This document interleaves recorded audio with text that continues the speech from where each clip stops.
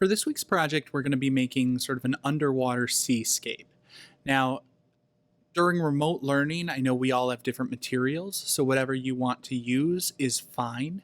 But I wanted to take a moment to show how to use watercolor paints. So, the first thing I think you should know is watercolor paints are a combination of water and the pigment that is in the paint set. So I need to add water, mix water with that pigment or that colored stuff in the paint set to make a paint that will flow. The amount of water that you're using is critical to that process. Pay attention to how much water you're using and how that affects the paints. The more water you use, the more easily the paint is going to spread or flow across your paper.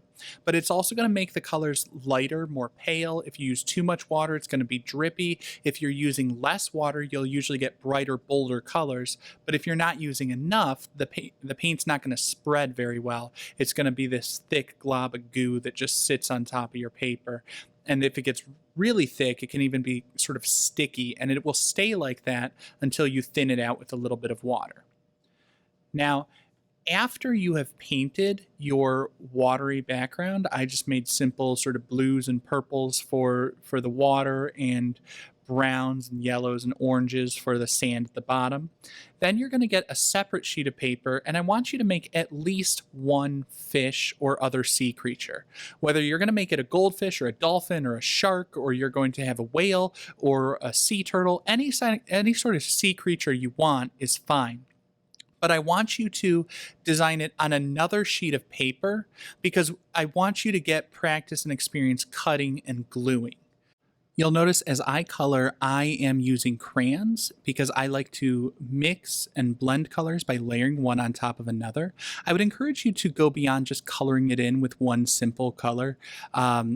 Coloring neatly inside the lines is a great way to start. But when you start to add more textures, more embellishments, more details, it's going to look even better. So I'm adding wavy lines to get the texture of the scales and things like that. Now, as you cut it out, a good strategy can be to cut a bubble around it, a simple shape around it to start, and then go back and cut away the smaller pieces, the remaining bits around the fins and things like that. It's much easier to do after you've cut off the rest of the paper. Now, the final step is going to be gluing my fish or whatever sea creature you make into the picture.